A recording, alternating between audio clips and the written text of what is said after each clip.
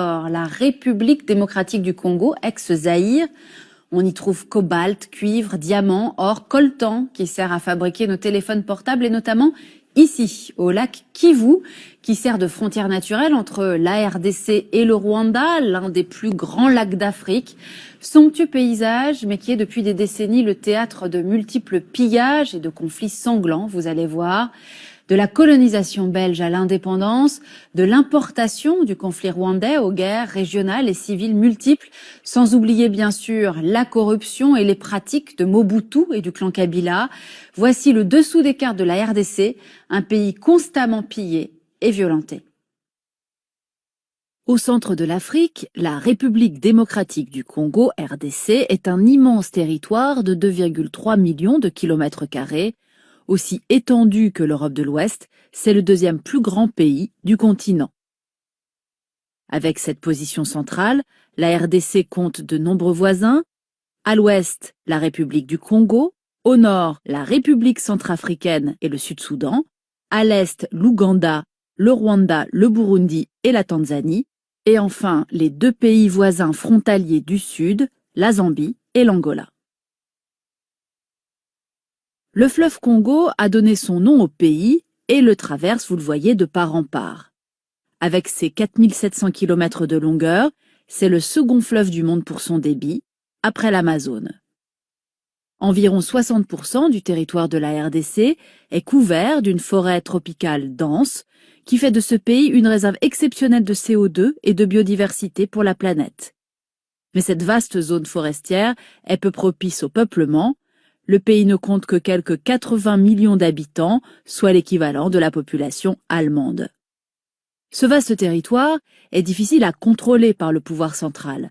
En effet, la capitale, Kinshasa, qui compte plus de 11 millions d'habitants sur les rives du fleuve Congo, est excentrée à l'ouest. Et la plupart des grandes villes, Kisangani, Goma, Bukavu, Kananga, Mbuji-Mayi, Lubumbashi, qui sont situées, elles, à des centaines de kilomètres à l'est, sont inaccessibles car le réseau routier est indigent. De plus, le pays est quasiment enclavé et très dépendant des infrastructures de ses voisins pour ses exportations. Car le Congo dispose d'innombrables ressources minières, on l'a dit, en particulier dans l'est du pays. Commençons par le cobalt, un métal indispensable à l'industrie électronique, dont le pays possède les plus grandes réserves mondiales, et le cuivre, dont la RDC est le premier producteur africain, tous les deux dans la région méridionale du Katanga. On y trouve également du plomb, du zinc et du manganèse. Les mines d'étain, ensuite, se déploient dans tout l'est, regardez, et les mines d'or, du Kivu à l'Ituri, tout au nord. Le Kivu possède aussi des réserves de colombo-tantalite, le coltan, on aura l'occasion d'y revenir. Les diamants, eux, sont surtout exploités au Kasaï. Et puis il y a aussi les richesses énergétiques, du charbon et de l'uranium à l'est toujours, et du pétrole offshore à l'embouchure du fleuve Congo.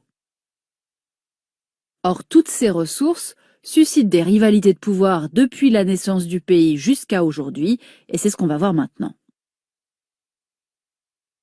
En février 1885, à la conférence de Berlin, les puissances européennes se partagent l'Afrique. Le roi des Belges, Léopold II, qui a financé l'exploration des rives du Congo, acquiert des droits privés sur un territoire 80 fois grand comme le sien.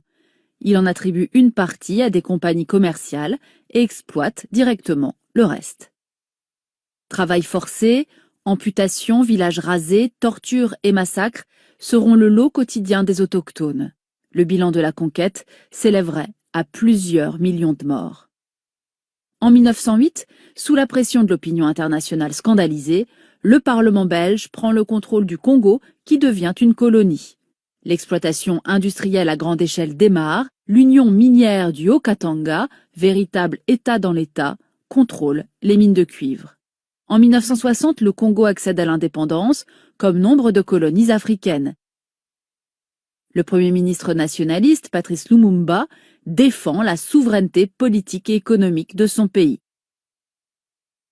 Mais la Belgique n'est pas prête à renoncer ni à son influence, ni à ses intérêts économiques. Elle soutient donc la sécession du riche Katanga, puis le coup d'État du colonel Joseph Mobutu, fomenté en pleine guerre froide avec l'aide de la CIA. Démis puis emprisonné, Lumumba est finalement assassiné en janvier 1961. Commence alors le règne de Mobutu Sese Seko sur le pays, plus tard rebaptisé Zaïre. Il va durer 32 ans de prédation et de pouvoir absolu. Les mines sont nationalisées et le père de la nation distribue richesses et prébendes pour asseoir son régime